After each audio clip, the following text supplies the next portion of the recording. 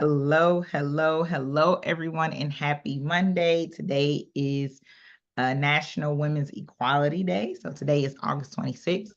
For those who don't know who I am, my name is Davonne Reaves. I am the CEO and founder of Vesterr. We are a crowdfunding platform for commercial real estate. And we are celebrating Women's Equality Day because, probably not too long ago, within this century, not within this century, but within this time frame, or within our time frame or our lifetime, we weren't able to do some of the things that we're talking about, which is owning real estate, owning commercial real estate, talking about funding and financing. So today we have a special guest, Dr. Valecia Dunbar. She goes by Dr. V. But she is a phenomenal and dynamic woman. I absolutely love her. And she's going to we're going to have a conversation tonight about women empowerment and of course real estate, right? You can't have me not talking about real estate. We have to talk about real estate. So anyway, I'm going to pass the baton to Dr. V as she introduces herself, and we're just going ahead and start the conversation. Again, tonight the title is pretty much empowering Black entrepreneurship and advancing women's equality. All right, so that's what we're going to be talking about tonight, and I'm super excited for this conversation. And thank you all so much for tuning in. All right, Dr. V, it's all yours. Thank you, Davonne. So I wanted this to just, like Davonne said, just to be a fun, but informative and educational and action-oriented conversation around women and wealth. And so I always like to start with just putting everything into context, where were we before, where are we now, and what are some of the things that we can do to start to reframe how we look at what I call opportunity versus equity. And I'll get into explaining what that is. So we don't have slides tonight. Again, I'm kind of still giddy from the sugar high that everyone's talking about. We may have our first female president, Black female president. So I've been feeling kind of extra since July 21st, I think, when the announcement came out. So I'm just giving myself a little room here to just enjoy today and the opportunities that we see and the changes that we see that are coming ahead. And of course, there are always obstacles and individuals who are not always about women's equality and equal rights. I'm very passionate. My work every day is about helping women to achieve economic equity. Again, not opportunity, but equity through entrepreneurship. And my journey is that of a three-time entrepreneur. Early on, I knew when I was in college that I wanted to be an entrepreneur. So I worked with State Farm Insurance for 5 years, and then that entire time knew that I was only just staying there to pay off my student loans as much as I could, and then start to put my savings aside so I could start a company, and that was a marketing company that I started many moons ago. And then was in Orlando, moved to Miami to start working on my master's degree in public affairs with a minor in human resource management, and started focusing on grant writing. So you have a wonderful combination of, knowing how to raise money, but also knowing how to market and sell something that comes easily and naturally to me.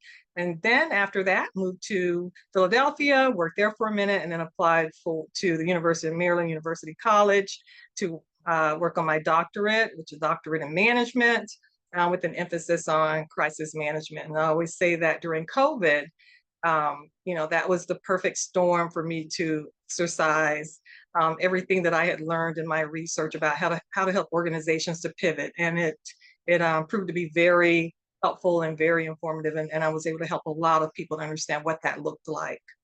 So today, I want to just put out some questions, some sort of test questions to see where everybody's mindset is. So I'm curious to know if anyone knows what is the average net worth today. And this research comes from 2019. And so Davonne, you want to put the questions in the chat. The average net worth of a Black female, the average savings of a Black female, and then what is the average income of a Black female compared to everybody else. And so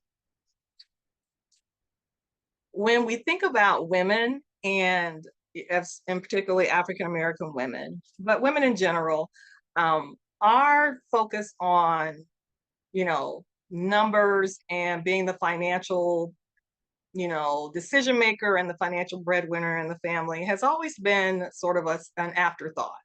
Our role was primarily to take care of family, to take care of our neighbors, and to take care of our community. And so there's two women that I really want to, since this is also about history, to really highlight today. They're kind of going to be my women of the month, women of the week. And that is Maggie L. Walker. She was the first African-American woman to open a bank. She opened it in Richmond. There's a statue of her, I believe, still in Richmond, that celebrates her legacy. So, some action items starting right out of the gate. If you don't know Maggie L. Walker, look into Maggie L. Walker, a phenomenal woman, chartered this bank, and was able to, after some challenges, really turn this bank into a successful enterprise, increasing its revenue year over year tenfold. And then there's Miss Sadie Alexander. Sadie Alexander was the first African-American woman to receive a PhD in economics. And Sadie, it was a civil rights advocate, born in Philadelphia. I like to shout out where everybody's born, because there's so much talent around us in our history that, we sort of overlook when we're traveling, why it's so important to go to these places and visit these places in the context of the women that have paved a path for us. So Sadie Alexander, what's fascinating about her and what I appreciate about her is she was the first person to look at women in labor. And she particularly focused on Black women and their ability to work and be a part of the workforce and to generate wealth for themselves.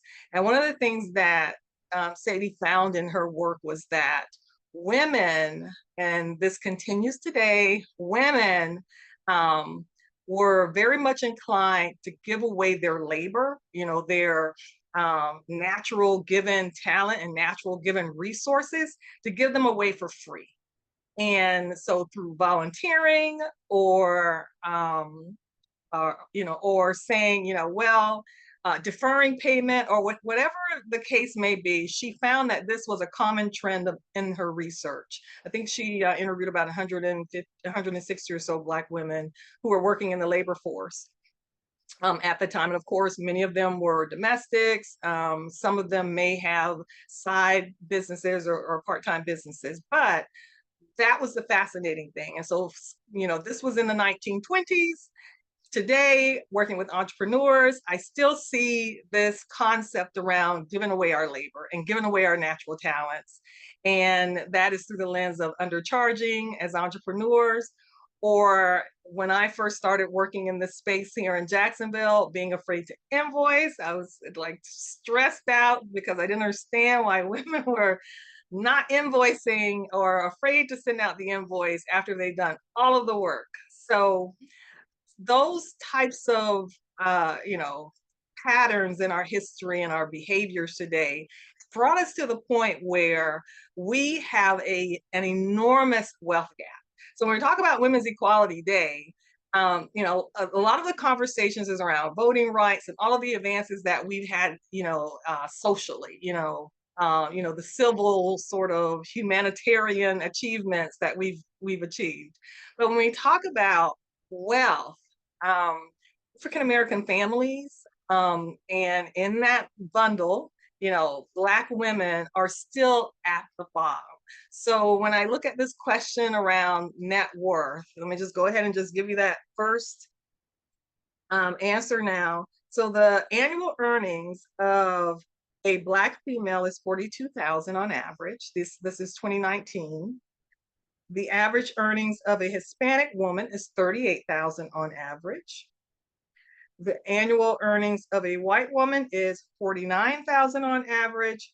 And then, the kind of bar that we compare it against, white men, is 59,000. So we are effectively about 15 to 16, $1,000 in a pay gap or pay deficit when it comes to what pay equality looks like. When it comes to our assets, so this is the thing that just why Davonne and I are looking at, can we look at real estate as a game changer? And I'm so proud of her for creating this crowdfunding platform, because I thought I was going to be the one to have to do it. And so I was so happy to find out that she launched this in 2022 and just celebrated her second year. And I'm so happy to be working with her to launch my crowdfunding campaign for my real estate projects on her platform.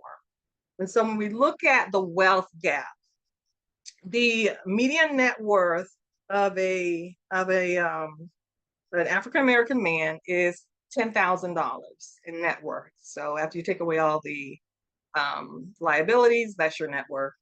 A single Black woman, it's $1,700 net worth. Let me just pause on that.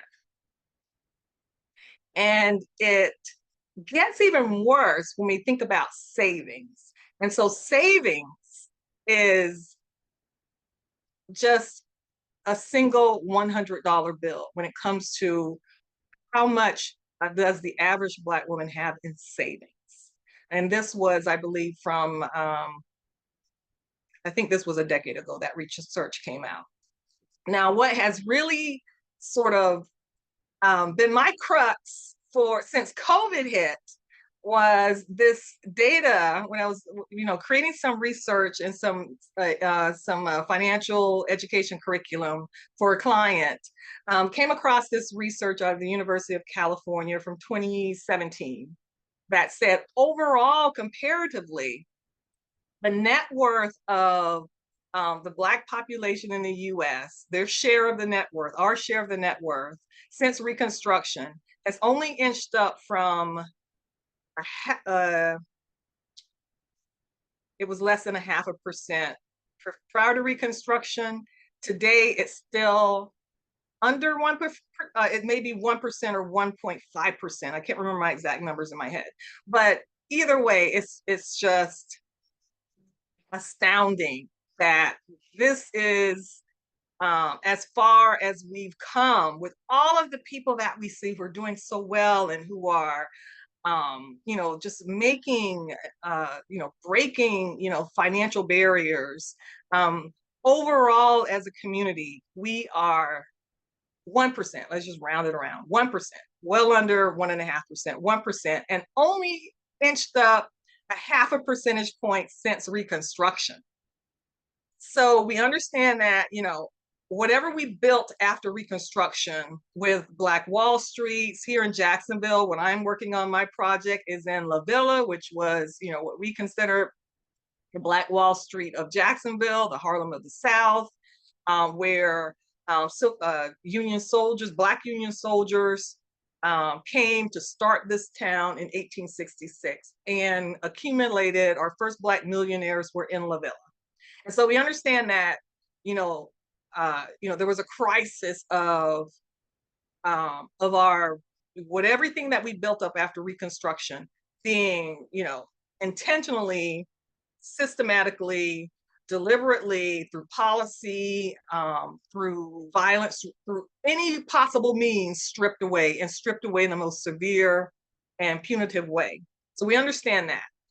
So trying to rebuild that is a journey, but just knowing that this is where we are financially, and then now wrapping it around what can we do about it, is where we are.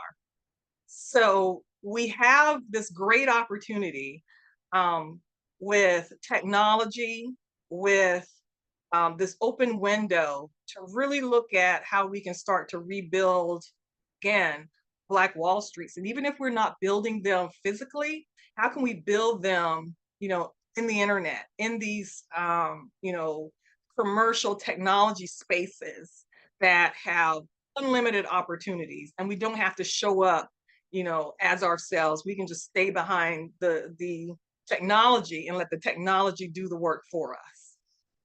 So thinking about that, when COVID hit, we were still in this mindset. And one thing that always sort of kind of was a just sort of a nagging sort of question for me was, we had so much invested in DEI programs, and a lot of opportunities were being created in this DEI space. But what was bothering me was this word opportunity. It really was. It was, opportunity is um, sort of seen through the lens of, if there's a door that's open, take it. This is what's available. Take what's available, and it is an opportunity, and the gratitude around it, of course, is appreciated. But is that enough? Is opportunity enough? And for me, I did not see where opportunity was enough. So as women, the question on the table is opportunity enough? And so what I've been trying to help people in my space shift this opportunity thing around to talk about equity. And when you're talking about equity, to me, that's where the power lies. Opportunity, you're still, uh, in a place where, you can create it for yourself, or find it, or someone make an offer to you and you accept it, and people may hire you, and then there's that only 2 people or 3 people, if you notice, can work in the office sort of rule. Nobody talks about it, but I see it. So when you are in these spaces, is it really opportunity that we want, or is it equity that we want? And for me, it's equity. So I define opportunity as access. You get, opportunity as access. But when I define and look at equity, it's about power. It's about having the neck to neck, front seat comparative financial power that will give you the access that you really want, that you want for yourself. So when we reframe equity around that lens, equity and power, it's about value. So what is your value to whatever it is you're trying to create? What is it that you're bringing to the table that you can leverage to give you equity? So power and equity is how we need to kind of see how we can pull ourselves away from this thing that is only giving us incremental gains. Equity, equity, equity all day long. For me, the equity is in entrepreneurship. Entrepreneurship is, since COVID, what many women finally realized is their gateway to equity, to having that equal footing and the power to make the choices and decisions that they really want to make for themselves without having to punch this time card. When COVID hit, during 1 month alone, about 600,000 women left the workforce. And I think it was, right in the middle of it, maybe 2020, during June, July, summer month. They were thinking about, kids at home, getting comfortable in this space, working from home, and realizing that they could really make something for themselves out of this opportunity. And they decided they were going to take a chance on themselves. Okay, as Beyonce says, bet on yourself. So when that happened, 600,000 women left in 1 month alone. And then, of course, by the time COVID hit, I can't remember the number, but, many women, millions of women had left the workforce to start their own businesses. Now, 2021, we're now 2 years out, just about 3 years out, 2024 from COVID. And so this is what I've seen working around the country with in the space of entrepreneurship and with women entrepreneurs. And it's, it's interesting how there's always this sort of pattern that you see. So everyone wants this thing, equity. Okay. And you all are, women are trying to create opportunity first by starting their own businesses and then building that business into something that they can leverage that gives them value and power and equity. So what is happening is, with Black women entrepreneurs, we're starting to lead the way somewhere around 2012. So another, well before, about 10 to 15 years out, Black women entrepreneurs were the largest group of new business startups. So we were feeling the pain. We needed, to supplement the jobs that we already had, or we just said, I'm just going to go on faith and do this thing. And out of those 10 to 15 years, the net receipts of Black women entrepreneurs is the smallest of any group. Now, I'll put this into context though. Women entrepreneurs on average generate $100,000 a year. I'm sorry, 90% generate under $100,000 a year. So only 10% of women entrepreneurs generate, close to six figures. So for those of us who do understand that, that is a number that 90% of women entrepreneurs of any group do not hit. It's harder than what harder than what the perception has been. And so that's the reality of it. And so when you're looking at how do we now, with all of these women leaving the workforce, and then some, realizing that, it may be time to go back.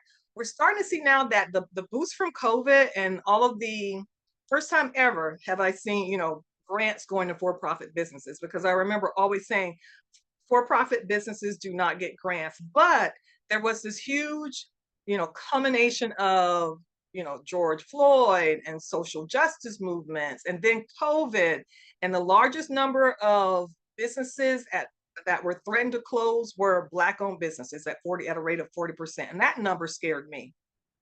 Because if 40% of Black businesses close, there's going to be a vacuum in those communities, because most of our businesses are legacy businesses. The ones that my definition of a legacy business is a business that's been around for, 30, 40, 50 years.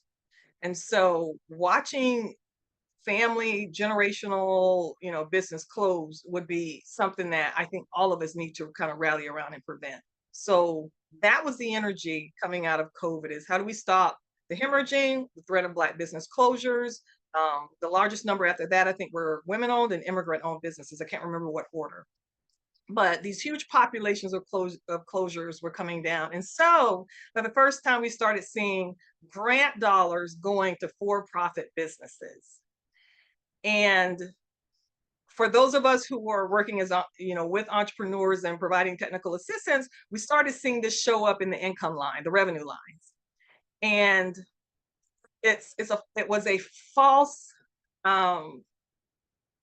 narrative to count grant funding and the momentum, and money that wasn't earned out of time and resources invested in the business as revenue. But we're seeing these numbers come in. And so now we're starting to come on that down cycle of we're distancing and getting out of COVID, and things are starting to close out. I mean, even, contracts that I have are closing out. The second one's getting ready to roll out after 3 years in December.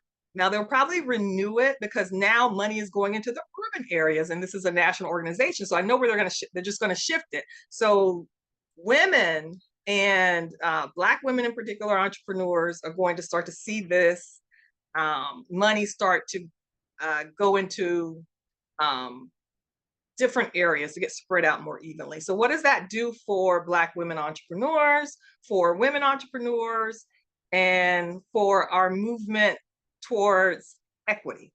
Okay. Equality, that has to do with opportunity. Equity has to do with power, your power to create the life you want for yourself, and to have demonstrate that you have the value and the backing behind you to do it. It's all about value and worth. Okay.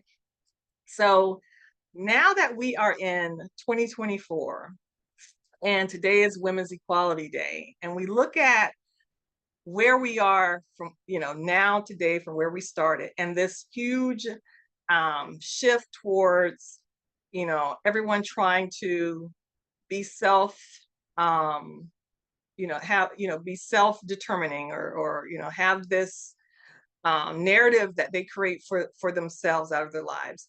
What is going to be sort of the next thing that we need to really start to create? And that's what I'm so excited to be able to talk to you all about today with Davonne, because now it's about Black women, entrepreneurship, but how does that feed into this lens of equity, equality, opportunity, however you want to, frame it out that's comfortable for you?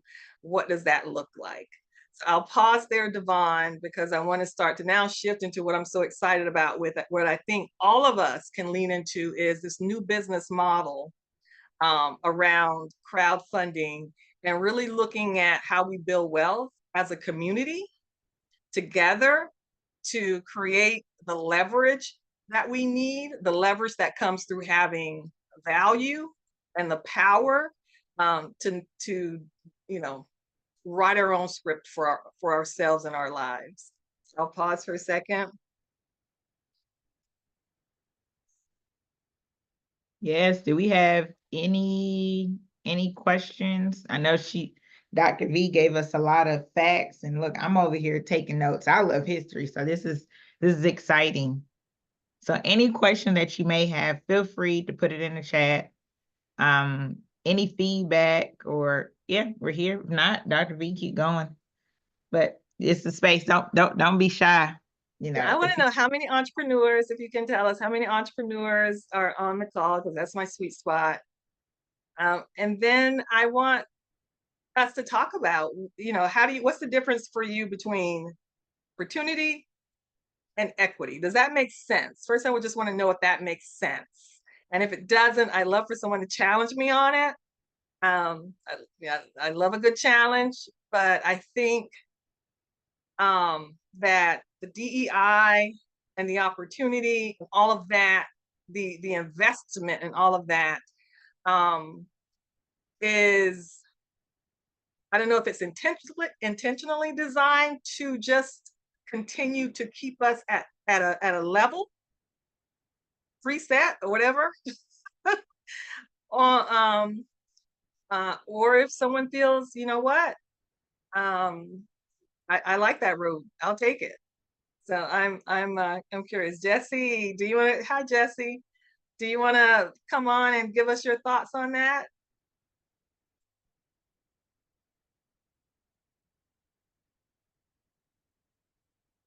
Opportunity versus equity. Oh, I think Jesse's at home. Okay, Jesse. Opportunity versus equity. If everyone could just put in the chat which one, the word equity or opportunity, which one would they prefer, or which one do they think we need to stay into? Because I always try to be careful and appreciate the DEI, because I'm a SHRM, Society for Human Resource Management. I'm a certified provider, and all the DEI people are in SHRM. But again, that is kind of the model of opportunity that I think still holds us kind of in a grip, that doesn't give us the power that we need to leverage and to really get us out of this deficit that we continue to be in. And so Goldman Sachs, I'll shout out Goldman Sachs because I'm a business advisor for Goldman Sachs. Dr. Ruth is one of our mentors. So I will shout out them because they have a report called Black Womenomics, which is so insightful and so thorough when it comes to the wealth gap and understanding what that looks like in real numbers. If you have an opportunity to just Google Black Womenomics and download that report, that is an excellent report. And one of the data points that I use often just to remind myself and to communicate out how critical of a state we're in when it comes to really achieving equity and to getting, I put the links in the chat as well as awesome. the women that you talked about earlier, Miss Maggie Walker Awesome. and Sadie Alexander, and so I put the Goldman Sachs in there as well. Okay, awesome. How many equities do I have? What's my count? So, and then how many opportunities do I have? And so in that report, as well as the American Express report, focuses on entrepreneurship and women in entrepreneurship, and Wells Fargo has a report on that as well. So all of these companies are investing in doing this research.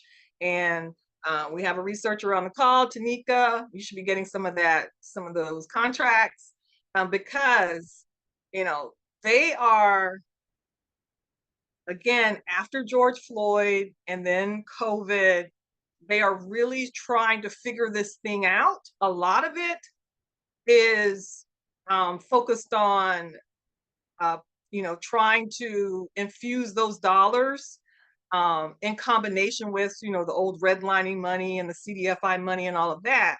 And it's amazing how much is put out there that really goes to organizations, not necessarily directly into the pockets of the entrepreneurs, but they have their pieces where, again, the grant funding was available at a certain point. But again, that is going to start to really shrink. And then the training and the education is going to come back on top of that. Any thoughts to share? How many do I have, Davonne? Equity versus opportunity? Oh, it looks like it's majority equity. I have one opportunity. All right, I want to hear from the opportunity person.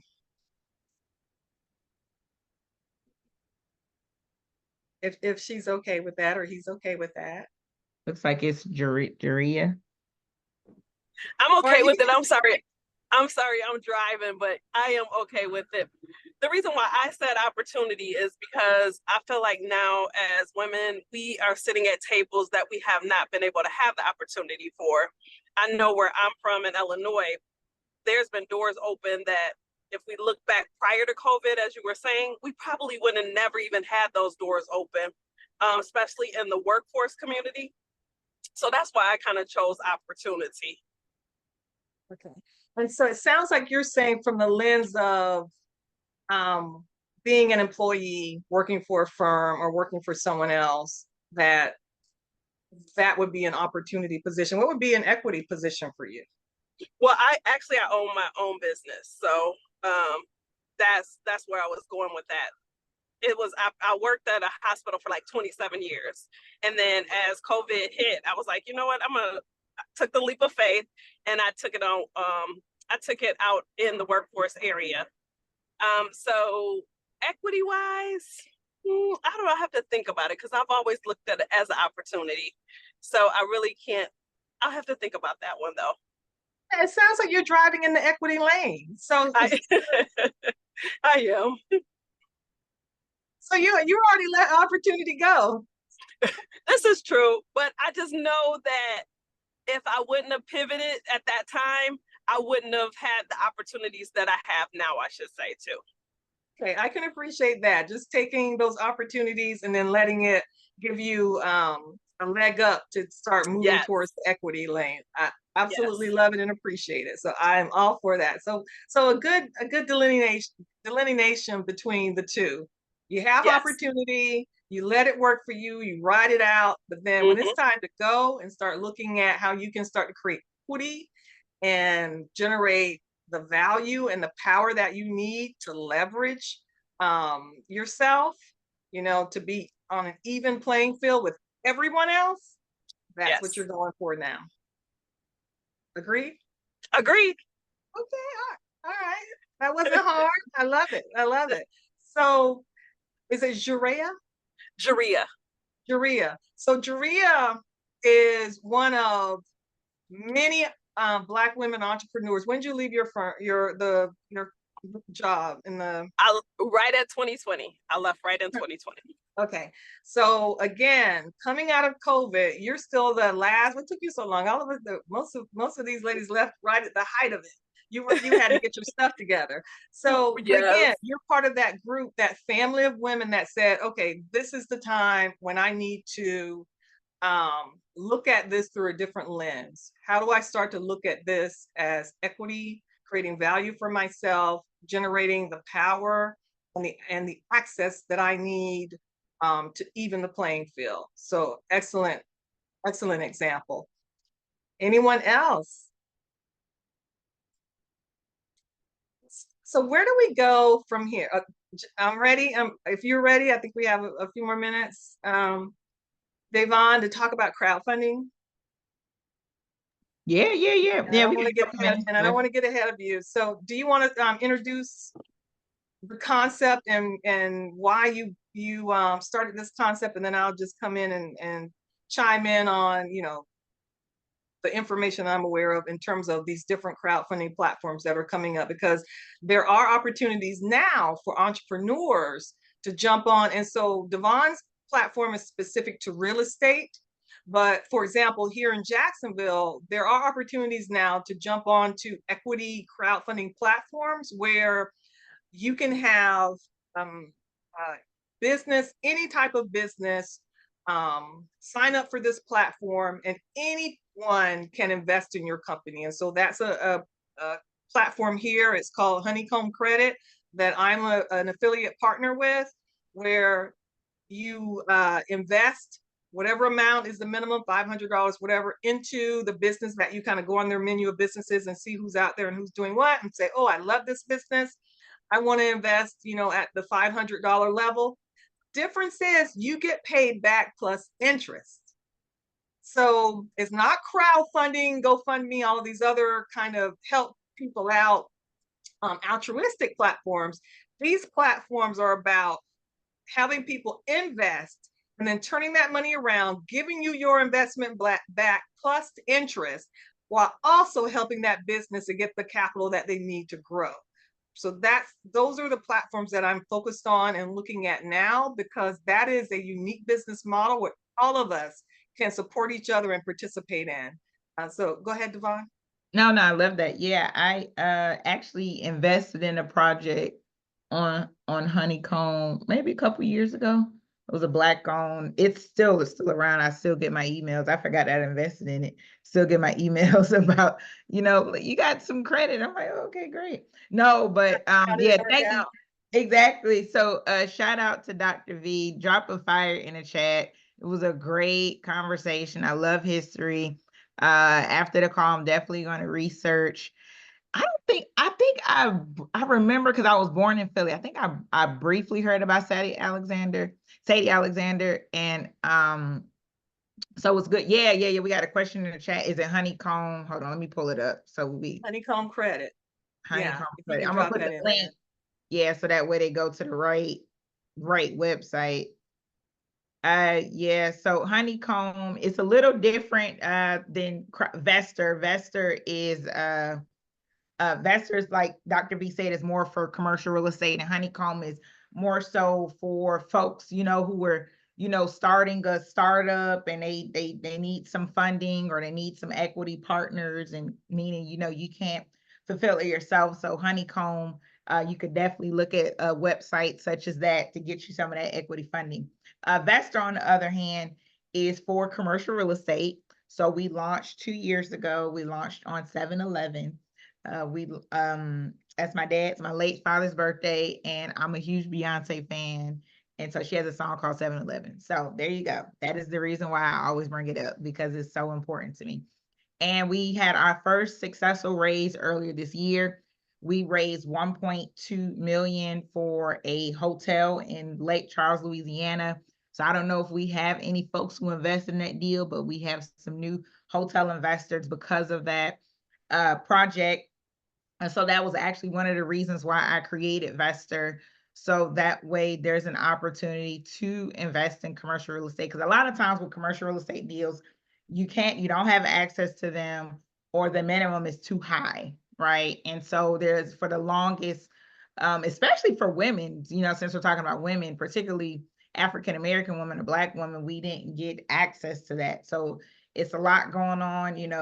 We don't have access to money, and that's the reason why there's a lack of real estate. And I think it's not necessarily that we don't have money. I think it's the lack of access, and it's the lack of knowledge. I think that's the biggest thing that's holding us back, because once you have the knowledge, you learn how to find the money, and you learn how to get you learn how to get that access and connect with the right people, then you are able to take advantage of those deals. And so once I got the knowledge, and once I got the access, and I learned how to raise capital along the way from my hotels, then I was able to, put Vesterr together. So we bring folks like Dr. V, who's a future funder, so definitely stay tuned. If you're not on our mailing list, please be on it.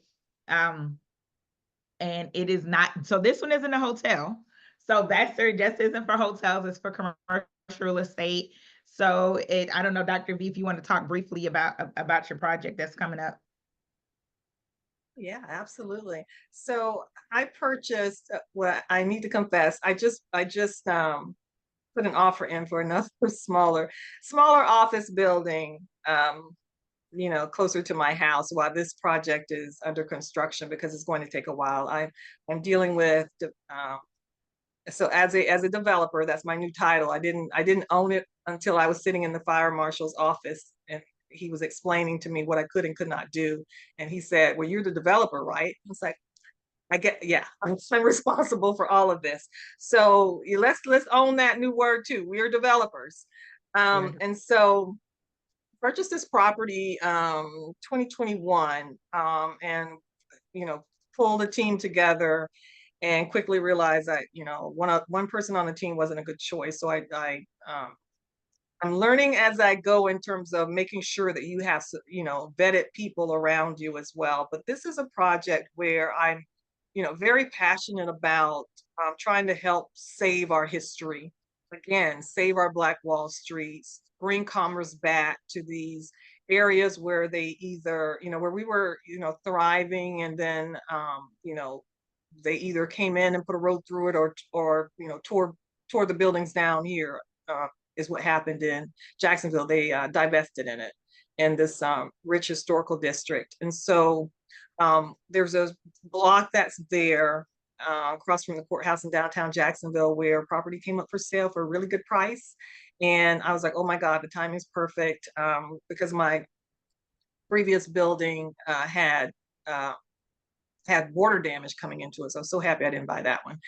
So bought this one, and 2 years into it, we're now in the phase where we are historically landmarked. I wanted to make sure we had this building historically landmarked, meaning they could never tear it down. And I'm trying to acquire the one next to it that the city owns. But in the process, we're going through every planning department, compliance department, permitting department, all of this stuff to get this property back to its former glory, and make it look like it did 100 years ago. And so it used to be the Wells Hotel, owned by a Black woman. Upstairs was the Wells Hotel, downstairs was the commercial district. We're bringing it back as the new La Villa Entrepreneurship Center. So that was the name of the area, La Villa, founded again, I said earlier, by Black Civil War soldiers who came to Jacksonville to start families. And the new La Villa is going to be an entrepreneurship center, because I want it to be the focus again on Black entrepreneurship and wealth generation. And so it'll be mixed use, 6,000 square feet, upstairs and downstairs, with coffee shop, gift shop, co-working spaces. In the back is a residential area for members. And then in the front is a reception area for launch parties, company milestone events. We got to celebrate these things like we're doing tonight. And so at this point, we are looking for, funders to help us to pay for the costs that seem to not have a cap on them. So we are, going to really lean heavily into having a really solid campaign. And I just started looking for, different investment and funding opportunities. And that's how I found Davonne, and was so excited that there was a Black woman-owned platform available that was already up and running. I didn't have to worry about trying to create something from scratch and learning all that stuff. Now, I will say that I had no idea you have to learn the SEC, the Securities and Exchange Commission. I had no idea you have to work with all these attorneys and these So it's CPAs, not just the website. We have to vet you. That's our job. They are serious about making sure that everything is public facing and legitimate, and that this is real and it's not a game and it's not a scam. And when they start asking you for the money to pay for it, because you have to put up upfront money just to pay for all of the requirements to get approved by the SEC. And so, the wonderful thing about this is it's been going on in every other community. I was looking at other examples of companies raising 3 million, 10 million, everyone else is doing it. And so let's now, as we move forward into a new era, a new age, we start, reclaiming our power to build and develop and invest in real estate and commercial properties and commercial spaces, and walk into these rooms where you have these people wearing badges and guns and hats, and you're sitting there holding your own and saying, look, I'm the developer. This is the property. This is what's happening. I am here to understand, what is going on in terms of how I can make this happen in a reasonable amount of time with minimum disruption from the city, code enforcement, taxes. All of this stuff is within our power, again, to create the equity that we want and to not run away from it. And the interesting thing is, everybody is interested in doing their part. I have yet to meet a person who looked at me when I'm running in there kind of just exhausted, going, again, why did you all send me this letter? What did I do now? Was learning curve, and they're ready to help you to get on track. So I think it's absolutely just an exciting place to be in, to start making a footprint in your community in that way, and having ownership and being at the table with every other developer. There are huge projects going on that are, 50 million, 100 million, what have you. I'm right there with them. So, be in a room, open your own door and go for these opportunities when you see that, your community is sitting there kind of continuing to fall apart, and the next thing they're going to do is tear down another building. Don't let them tear down another building. Just let's figure this thing out. How do we save our historic spaces? And also, it doesn't have to be a philanthropic endeavor. You can make money. It doesn't have to be a charity project where you have to start a nonprofit and commit to, serving the community. It can be all about you and creating wealth for yourself, your family, your community, your future entrepreneurs that you want to support and bring up with you. So think about what that could look like for you when you start making that bigger footprint for yourself. And so what we're trying to think about now, and what I'm trying to think about now, is rounding up those other women that Davonne has on the platform who have, started their own projects, and start building a community around, women developers. Who's out there who's building things, and how can we help educate each other? When I search for alliances, there's a great group called I had no idea they existed, the Small Developers Alliance. The Small Developer Alliance has workshops. You have to know your numbers and get comfortable with understanding how to build out numbers. So if you're an entrepreneur, you should be comfortable already with the finances. I do have a lot of women trying to understand and appreciate their finances, because you have to get that right. There's just no way around understanding, debt and equity and capital and those debt ratios and all those other acronyms that are coming fast and hard at you. But it's fun. And there's a reward at the end of it. So just think about if you could be that next person that is partnering with Davonne because you have this commercial property that you want to invest. And Davonne has, did you tell them you have 3 hotels? Did you tell them Yeah, about your story? Yeah, I have three. I started off as a front desk agent. And I Yeah, you started skipped your story. Yeah, I started off. No, this is your time to shine. No, I started off as a front desk agent, navigated my way to hotel ownership, and now I add a founder to my hat when it came to the Yes. job. So definitely did not see this in the cards, but just like you, Dr. V, I believe we both have a passion of seeing women, particularly women of color, in these spaces, and want to see more women at the seat at the table. So I understand, what it's like, being in that room and people interrupting you, and because they feel like that you don't have a voice, but you're like, look, I'm the developer. This is my land. This is my project, and this is what we're going to do. If you don't want to do it, then we'll go somewhere else, right? And so once you realize that you have that power, but really you have that power when you have that ownership, right? And so I've learned, once you own it, you own the land, you own, the conversation is different, the respect level is different, and it's something that you have to do. You have to own it, and you have to speak it, and you have to speak it with confidence. And it's something I had to learn along the way that has made me a tougher person. And I was like, you know what? I'm supposed to be here. And if you won't let me be here, then I'm gonna figure it out, and I'm gonna be here. And so I've And you'll definitely, be back. yeah, I'll be back. So I Oh tell yeah. them, I'll be back. And with more people. So now not only am I back, but I done brought some more folks with me, right? And so now we Absolutely. buying up stuff, right? So definitely, I know we about to run out of time.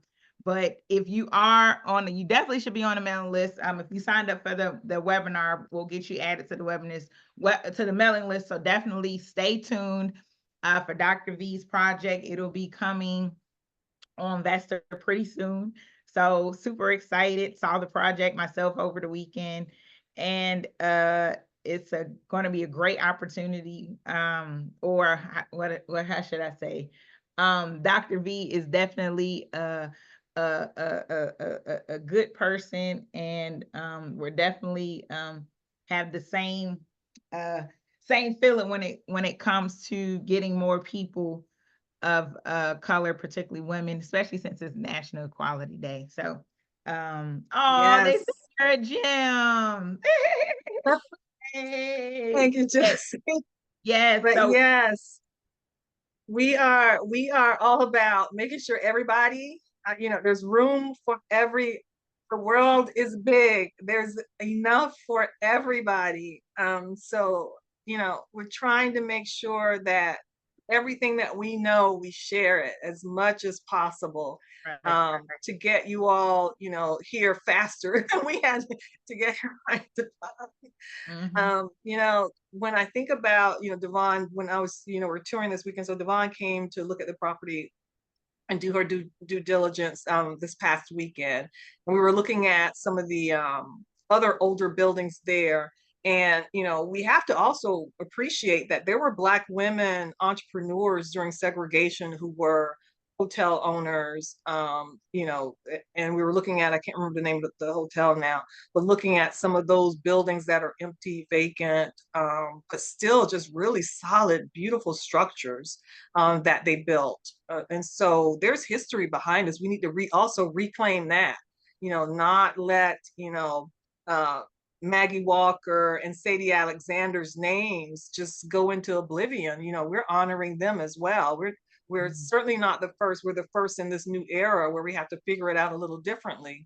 But we definitely want everyone to weave in the past, the present together so we can figure out how to get there faster in the future. This is taking too long. This is taking way too long. I'm tired of it. So this 0.5%, that's my motivating factor, my North Star. Black wealth only being 1% or 1.5% since Reconstruction. That is what I think about and what really just drives me every day. That is just, I don't even know what to say. That is just terrible. That's a nice word. Terrible. So how do we get our power back? How do we start to get equity back? And so how do we leave this kind of this sort of full forward momentum towards this opportunity thing, which is again a wonderful thing. It opened doors, but now we got to start looking at equity as the motivating guide. Equity, power behind having value and people wanting it and being able to sell it and people pay for it and invest in it. That goes a long way, the longest way to me to closing the wealth gap. And there's no cap on it. There's, no one's going to turn off that tap. It's all you and your power to deliver. So think about what that looks like moving forward. Absolutely. Absolutely. Well, Dr. V, let folks know how can they connect with you? You're on LinkedIn, correct? Oh, LinkedIn at Dr. Dunbar on Facebook. Okay, I'll put the link in there. Yeah. LinkedIn is probably best. Okay. Yeah. So you all make sure you follow us on Vesterr. You'll get everybody who signed up will get a copy of the replay. So once the replay is ready, you'll receive an email. And like I said, make sure you stay on the mailing list and stay connected. So that way you'll be the first to know once the deal becomes live on Vesterr. Any thoughts? Anyone else? Have a couple of minutes. Let's see, Dr. Ruth. I know Dr. Ruth that I don't want to call you out, Dr. Ruth, but she's in a good position to maybe do something. Okay, awesome. Any parting thoughts? So happy Women's Equality Day. I hope this gave you some food for thought, a action plan to start moving forward, thinking about how you're going to, for the next decade, the next year, the next month, the next day, tomorrow, start to create and leverage the equity that you have. Oh, wonderful. Yes. Well, thank you all again. Have a happy Women's Equality Day. Yay. And we will see you soon. Thank you all. Bye, everyone. Have a wonderful evening. Thanks. Bye-bye.